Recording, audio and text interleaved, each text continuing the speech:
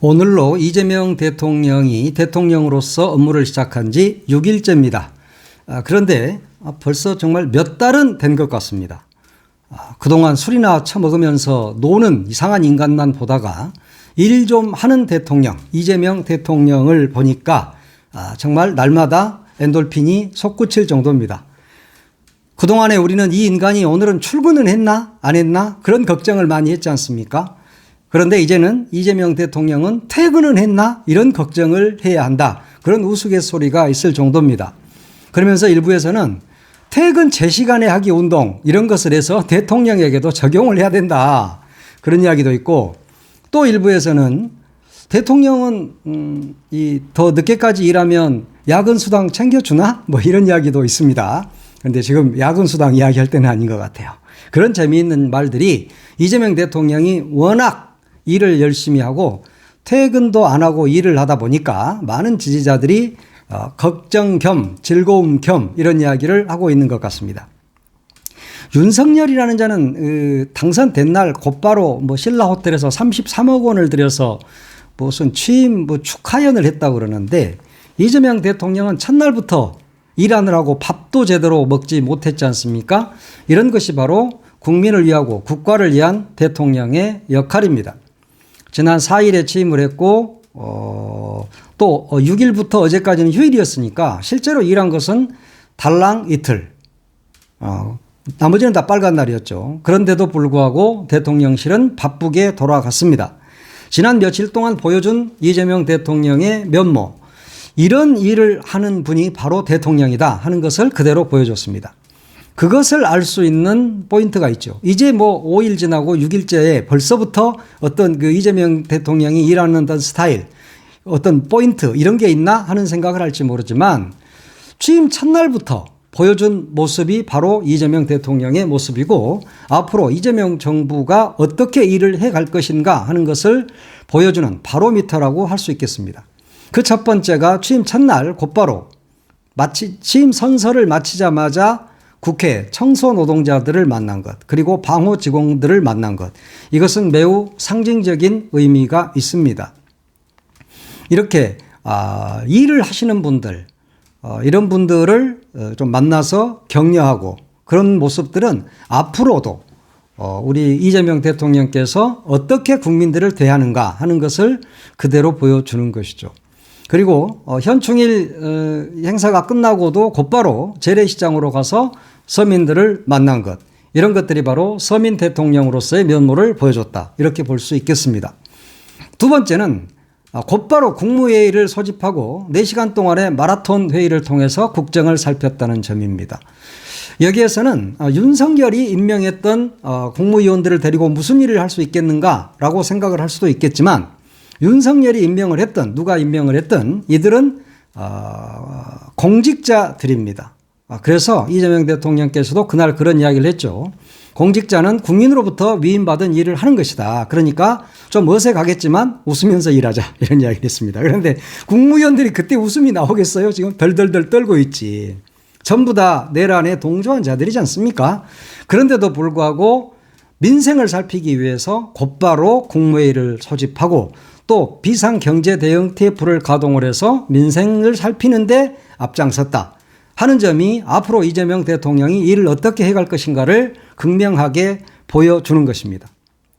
그날 국무회의 날 점심을 밖에 나가서 먹지 않고 김밥으로 때우는 모습을 우리들이 다 봤지 않습니까? 그런 것들이 바로 일을 중심에 둔 대통령의 모습인 것이죠. 세 번째는 계속해서 지금 연일 인사가 발표가 되고 있습니다. 그 인사를 보면 앞으로의 이재명 대통령이 앞으로 국정을 어떻게 끌어갈 것인가 하는 것을 알 수 있습니다. 예전에 보면 실장이나 수석 이런 사람들은 대부분 자기 정치인들이나 자기 친한 사람들을 앉히고 그 밑에 관료들을 앉혀서 그 관료들이 일을 처리하도록 이렇게 했었습니다. 그런데 이재명식 인사는 지금 보니까 대통령실 인사를 보면 그게 아니죠. 관료를 수석으로 앉히고 그 밑에 실무진들을 다시 탄탄하게 짠다는 것입니다. 그러면 관료 사회를 이해할 수 있는 그런 인사들로 지금 대통령실을 채우고 있다. 이런 것들입니다. 정무수석에 우상호 전 의원이 임명이 됐죠. 우상호 의원에 대한 우려는 많이 있습니다. 그렇지만 이분이 국회 사선을 하면서 그동안에 여야를 넘나들었던 그런 부분들이 있고 또 박근혜 탄핵 당시에 원내대표를 맡아서 원만하게 처리했던 부분들 이런 부분들이 작용을 한 것 같습니다. 그렇지만 우상호 정무수석에 대해서는 우려가 있는 건 사실입니다. 그동안에 이재명 후보 또 대표 당시에 별로 좋은 말 많이 안 했거든요. 이재명 대표에 대해서. 본인이 뭐 좀 더 위에 있는 양 그런 말들을 좀 해서 지지자들로부터 많은 좀 비난을 받기도 했는데 그런 사람도 이재명 대통령은 정무수석으로 쓴다 하는 것을 보여준 것이죠. 그런데 가장 큰 문제 그동안에 많이 있었던 게 민정수석 오광수죠. 오광수 민정수석은 임명은 이미 했습니다. 그런데 오광수를 어떻게 쓸 수 있지 하는 이야기를 그동안에 많이 했습니다. 그런데 대통령실에서는 검찰 안팎에서 두터운 신망을 받고 있고 이재명 대통령의 국정 철학을 이해하고 있다. 뭐 이렇게 이야기를 했어요. 검찰 내에서도 그동안의 검찰 특수통으로 일을 해왔기 때문에 검찰에서는 지금 굉장히 좋아한다고 그러죠. 야, 우리 검찰 특수부에서 민정수석이 나왔으니까 이제 우리 사는 거 아니야? 이런 생각을 많이 한다고 그럽니다. 또 그러면서 여당 내에서도 민주당 내에서도 야, 오광수는 좀 너무했다. 윤석열이하고 같이 특수부에서 근무를 했던 사람이고 윤석열과 보조를 맞췄던 사람인데 어떻게 이 사람을 임명할 수가 있지? 하는 그런 우려가 많이 나왔죠. 특히 그 조국혁신당 같은 경우는 결사 반대를 했습니다. 그럼에도 불구하고 이재명 대통령은 이 사람을 임명을 했습니다. 그러면서 사법개혁은 법으로 하는 것이다. 그런 이야기를 했죠. 그렇게 되면 민정수석은 검찰 출신으로 앉혔고 그렇게 된다면 법무부 장관은 비검찰 그러니까 비법조인 출신을 앉힐 가능성이 매우 높아졌다는 그런 전망도 나옵니다. 그런데 민정수석을 특수통 오광수를 앉힌 것 이것은 아무래도 검찰 개혁을 하기 위해서는 검찰 생리를 잘 아는 사람이 민정수석을 해야 된다는 의지가 반영된 것이다. 이렇게 볼 수 있겠습니다. 검찰을 잘 모르면 거기를 어떻게 핸들링할 수가 없겠죠. 검찰을 모르는데 어떻게 검찰을 개혁할 수 있겠습니까? 노무현 정부 시절에도 검찰 개혁을 이야기했지만 그때 문재인 민정수석을 앉혔습니다. 그래서 한 게 별로 없죠. 그리고 문재인 정부 시절에는 조국 교수를 앉혔습니다. 학자 출신 조국 교수를 앉혀서 검찰 개혁이 됐습니까? 시행착오를 겪었지 않습니까? 적폐청산의 기조 속에서 검찰 특수부의 힘을 키워준 것이 문재인 정부입니다. 그리고 윤석열이를 검찰총장에 앉혔습니다.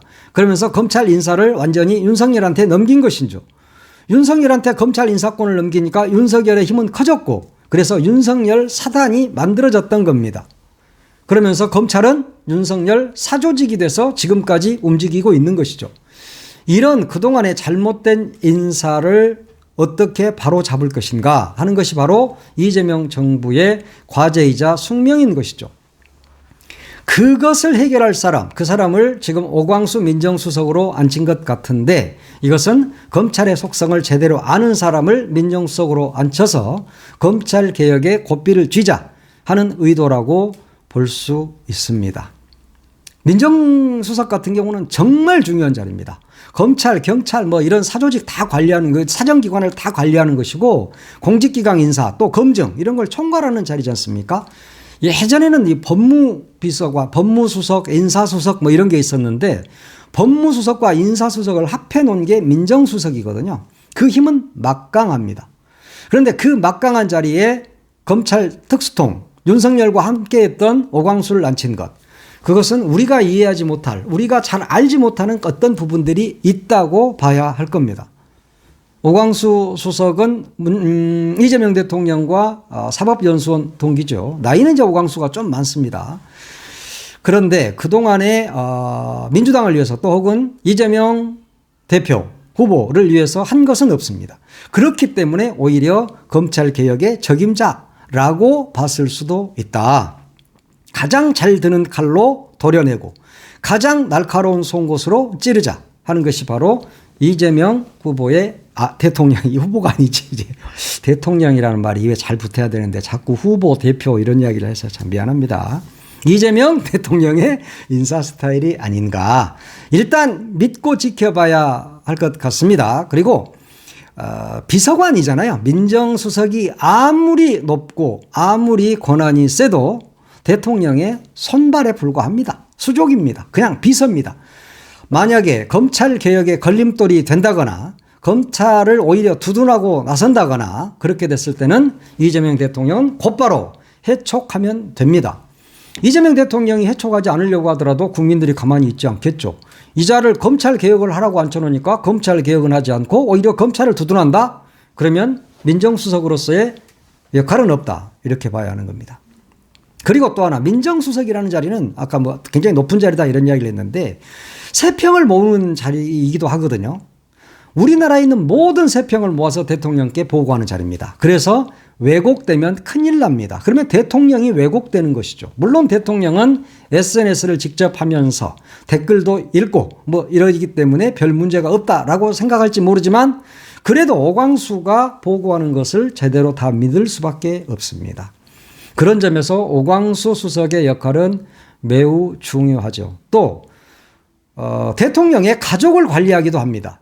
그렇기 때문에 대통령의 치부까지도 모두 다 알 수 있는 자리라는 점에서 굉장히 중요한 자리인데 이재명 대통령이 이 자리를 앉혔다. 그것은 믿을만하다.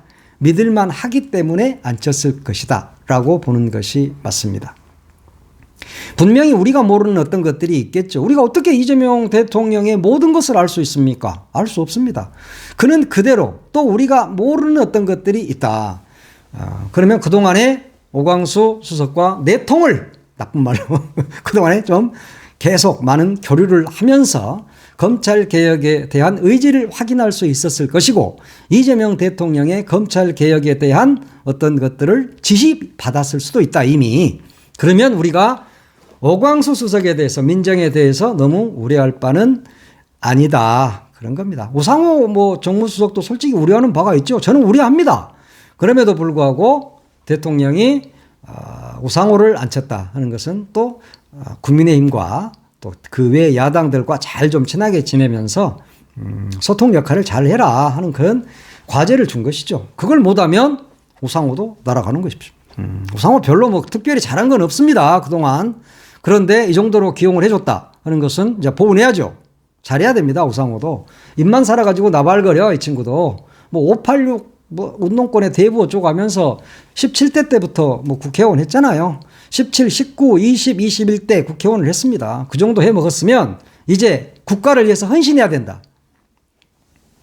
제발 좀 그러시라 하는 말씀을 드립니다. 대통령이 취임을 하자마자 4일날 취임했는데 리얼미터가 4일과 5일 여론조사를 또 했네. 참 이 사람들 바빠. 전국 18세 이상 남녀 1,012명을 대상으로 했습니다. 4일날 취임했는데 4일날 됐어. 그래서 이재명 대통령이 국정수행을 잘할 것 같으냐? 그러니까 58.2%가 잘할 것 같다. 이렇게 이야기를 했고요. 호남에서는 85.3%가 잘할 것이다. 그랬는데 대구 경북이 39.6%가 잘할 것이다. 라고 이야기했습니다. 그러면 역대 대통령 바로 취임하자마자 조사를 해보면 대개는 높습니다. 그런데 왜 이재명 대통령은 좀 낮냐? 약간 낮은 편이거든요. 지금 그것은 진영별로 완전히 뭉쳐있기 때문입니다. 그리고 지금 윤석열을 지지했던 자들, 특히 대구 경북 이런 데에서는 약간 지금도 멘붕인 거죠.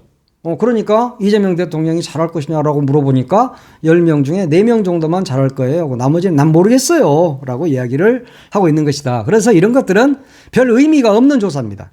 그런데 40대, 50대가 70%대가 넘는다.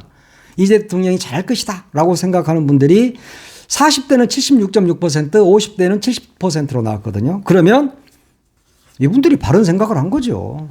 70세 이상도 48.9%가 잘할 것이다 라고 이야기를 했어요. 실제로 잘할 것이다가 아니라 이재명 대통령은 정말 앞으로 대한민국을 잘 이끌 것이다. 이렇게 많은 사람들이 보고 있는 겁니다. 이번 조사 표본오차 95% 신뢰 수준의 플러스 마이너스 3.1%포인트죠. 자세한 내용은 중앙선거 여론조사심의위원회 홈페이지를 참조하면 됩니다. 근데 별로 의미 없는 여론조사인데 뭐 그래도 여론조사가 하나 나왔기 때문에 이런 추이를 앞으로도 계속 살펴봐야 된다는 의미에서 오늘 한번 살펴봤습니다. 그리고 앞으로 대통령실에 출입하는 기자들, 출입기자들, 야, 이거 좀 공부도 열심히 해야 될 것 같아요. 그리고 이상한 보수 언론에서 이상한 질문을 하게 되면 안 될 것 같습니다. 이제 대통령실 출입기자들이 질문을 할 때 대통령실 카메라가 그 기자 얼굴을 딱 비춘다고 합니다.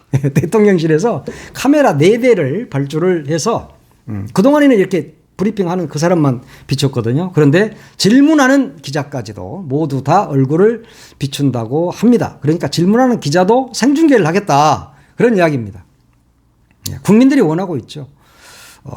이런 것들이 그동안에 기자들이 어떤 짓거리를 해왔는지 이런 것들 때문에 그렇습니다. 어떻게 보면 이것이 바로 이재명 정부의 언론개혁의 신호탄이다. 이렇게 볼 수 있겠습니다. 이거 별거 아닌 거 아니야? 그렇지만 꼭 그렇지는 않습니다. 백악관이라든가 유엔회의 이런 데에서도 다 쌍방향으로 다 비추거든요. 그런데 우리만 기자들은 안 비추고 그 브리핑 하는 사람만 비쳤단 말이에요. 그러니까 아주 무례한 질문도 하고 대먹지 않은 질문도 하고 뭐 대충 아무렇게나. 이 대통령이 신년 기자회견 할 때는 소속과 이름을 밝히는데 브리핑 룸에서 할 때는 그냥 대충 뭐 손 들고 뭐 악쓰듯이 싸우듯이 질문을 하거든요. 그런데 이제 그런 것들을 국민들한테 다 보여주겠다. KTV를 통해서 다 볼 수 있습니다. 그런데 이런 것들이 이런 게 왜 도입이 됐냐 하니까 이재명 대통령이 어떤 그 댓글을 보니까 기자들이 질문하는 모습도 비춰달라라는 댓글이 있었다 그래요. 그래서 그것을 하기로 했다고 그럽니다. 그런데 이 방침이 밝혀지니까 기자들이 또 일부 언론에서 언론 자유를 위축할 수 있다 그랬습니다. 아니 질문하는 기자 얼굴을 비춰주는데 왜 언론 자유를 위축하죠? 언론 자유를 위축하는 것은 보도 지침을 냈을 때 그럽니다. 그 전두환이가 그랬었죠. 박정희가 그랬고. 그리고 박근혜, 윤석열이 때 레거시 미디어들이 그쪽 편이었습니다. 그래서 그때는 좋은 말만 하고 문재인 대통령 때 얼마나 기자들이 그냥 잡아먹을 듯이 달라들었습니까? 이재명 대통령 역시 마찬가지잖아요. 이재명 대통령 시절에도 지금 그럴 겁니다. 지금 레거시 미디어들이 이미 시작했잖아요. 강유정 대변인한테 막 달려들고 악을 쓰고 한번 해보자는 거야. 뭐 이따위 말을 하고 지금 그런 정도입니다. 그렇기 때문에 그러면 그런 말을 하는 기자 얼굴은 어떻게 생겼느냐. 너는 어떤 매체에 근무하고 있느냐 하는 것을 국민들에게 생생하게 보여주자는 것입니다. 그런데 이것이 언론 자유를 위축시키는 것이라고 이야기한다면 그건 미친 소리다. 저는 그렇게 봅니다. 왜 국민을 위해서 국민의 알 권리를 충족하기 위해서 청와대를 출입하는 대통령실을 출입하는 기자가 자기 얼굴을 감춰야죠. 그리고 왜 익명으로 질문을 해야 합니까? 기자는 어차피 자기 이름을 내걸고 기사를 씁니다. 바이라인이 있습니다. 기사 말미에 있잖아요. 무슨 기자. 저도 기자할 때 양봉모 기자 딱 뒤에 붙어 있습니다. 지금도 제가 쓴 기사는 수천 개가 다 돌아다니고 있습니다. 그런 것들이 영원히 박제가 돼야죠. 내가 썼던 칼럼 역시 다 박제가 돼 있습니다. 선임 기자 칼럼, 양봉모 기자 수첩, 양봉모 칼럼 전부 다 있습니다. 그렇게 해야 되는 것이죠. 그리고 질문할 때도 쌍방향으로 비춰서 질문하는 기자 역시 우리가 모두 다 볼 수 있어야 한다. 그런 이야기입니다. 지금 기자들 입장에서는 뭐 무섭고 떨리겠죠. 제대로 된 질문을 하지 못하면 국민들로부터 비난을 받을 거 아닙니까? 그리고 자사이기주의로 그리고 보수 편향적으로 조중동식 질문만 하게 된다면 어떻게 되겠습니까? 그러면 그 사람이 누구인지 어느 소속인지 정확히 국민들이 보고 싶어 한다. 이제 기자들도 대통령실 출입을 하려면 공부도 더 열심히 해야 됩니다. 그리고 화장도 좀 해야 되겠네. 그래서 뭐 좀 바르면 됩니다. 그러면 잘 나올 거야. 아마 집에서도 얼마나 자랑스러워 하겠습니까? 야, 우리 아빠 텔레비에 나온다. 이러면서. 물론 늘 텔레비에 나오겠지만. 그렇습니다. 그러니까 이제 기자들이 좀 양질의 질문을 해달라 하는 그런 의도로 보시면 되겠습니다. 이재명 대통령이 취임 첫날 용산 대통령실에 가서 여기는 완전히 무덤 같다 그런 이야기를 했습니다. 직원도 한 명도 없고 책상 위에 종이 하나 펜 하나도 없더라. 인터넷은 끊겨 있고 프린터도 없다. 지장을 찍으려고 하니까 인주도 없더라 그런 이야기를 했습니다. 그러면 누가 이런 지시를 했나? 이거 범죄 행위거든요. 업무방해입니다. 그러면 이 범죄 행위를 누가 했느냐라고 하니까 세계일보가 어제 그 보도를 했습니다. 정진석이랍니다. 정진석 비서실장. 그리고 윤재순 총무비서관의 결정으로 모두 다 원대 복귀했다. 어공들은 그만둘 수 있습니다. 어쩌다 공무원 된 사람들, 정무직들. 그러나 늘공들, 각 부처에서 파견된 공무원은 윤석열의 부하가 아닙니다. 윤석열의 쫄병이 아닙니다. 윤석열의 노예가 아닙니다. 그런데 정진석이라는 이 비서실장, 이 희한한 인간이 이 사람들까지 모두 다 업무 복귀를 지시해버린 겁니다. 이미 대통령 선거가 있기 하루 전 지난 2일에 각각 자기 부처로 돌아갔다고 합니다. 물론 이재명 대통령이 곧바로 명령을 내렸죠. 복귀하라. 그래서 복귀를 했습니다. 이게 무슨 짓입니까? 나라가 없어졌습니까? 나라가 없어져서 새로 세웠습니까? 고려가 없어지고 이성계가 조선을 세웠습니까? 그래도 업무 인수인계는 해야 되는 겁니다. 그런데 이 나라가 대한민국이 사라졌습니까? 윤석열 왕국이었습니까? 왜 이재명 다음 대통령이 들어오는데 업무 인수인계가 안 돼야 되는 것이죠? 이런 자들이 미친 자들인 겁니다. 정신병자들이죠. 네, 정신질환자들입니다. 저는 그렇게 봅니다. 업무 인수인계를 똑바로 해야 됩니다. 박근혜가 파면되고 문재인 대통령이 들어올 때 비서실장 한강옥 이 양반이 영접했습니다. 그게 맞죠. 그런데 정진석이는 무슨 원수셨습니까? 이 나라 국민이 아닙니까? 그러면 일본으로 가세요. 아마 곧 감옥으로 가겠지만 이런 작태를 벌려서는 안 된다. 이게 바로 대한민국의 모습이어서는 안 된다. 국격이 한없이 추락한 대한민국. 그래서 국민들의 자존심을 휴지 조각처럼 구겨버렸던 윤석열 정부. 그 정부의 민낯을 보여준 것입니다. 윤재순 그리고 정진석. 이 자들은 반드시 수사를 받아야 하고 업무방해라든가 여러 가지 죄목이 있을 겁니다. 그래서 반드시 이런 것들은 징계가 돼야 된다. 이렇게 생각을 합니다. 이제 오늘 또 이재명 대통령은 업무를 열심히 하고 있습니다. 우리가 앞에서 이재명 대통령은 퇴근은 하나 너무 걱정된다 그런 이야기를 했는데 퇴근할 겁니다. 예, 이제 퇴근도 하고 그래서 길게 봐야죠. 5년 봐야 됩니다. 멀리 봐야 됩니다. 그래서 지금 할 수 있는 거 빨리빨리 하고 뭐 트럼프 대통령하고 통화할까 늦어지니까 며칠 만에 통화되니까 무슨 우려가 된다 하는 국민의힘에서 그런 이야기들을 하던데 왜 취임하자마자 왜 트럼프하고 바로 통화를 해야 되죠? 트럼프하고 친합니까? 트럼프가 지금 우리한테 무슨 짓을 하고 있는데 왜 전화를 해야 됩니까? 서로 조율해서 천천히 하면 되는 거지. 무슨 노예 그 밑에 식민지도 아니고 말이야. 우리가 몇 번째 주도 아니고. 그럼 우리도 주권국가인데 왜 트럼프한테 쪼르르 전화해가지고 막 곧바로 막 취임한 지 몇 시간 만에 전화해야 됩니까? 나는 4일 만에 한 게 맞다고 봐요. 천천히 하면 되지. 그게 뭐 그리 중요합니까? 트럼프가 우리 먹여 살려줍니까? 아무것도 아닌 것들 말이야. 그건 트럼프 밑에서 환장을 하고 들고 또 아스팔트에 있는 인간들 태극기랑 성조기랑 들고 미국 국기 들고 난리를 치고 있어. 그런 짓거리 좀 하지 말아라. 주권 국가 국민답게 우리 대통령이 뭔가 트럼프가 하자고 해도 시간 없다. 내일 통화하자라고 할 수 있는 거 아닙니까? 그게 대단한 거라고. 그러면 안 된다. 우리는 주권 국가로서의 면모를 갖춰야 되고 이재명 정부에서 자존심 높은 대한민국 국민이어야 한다. 그렇게 생각을 합니다.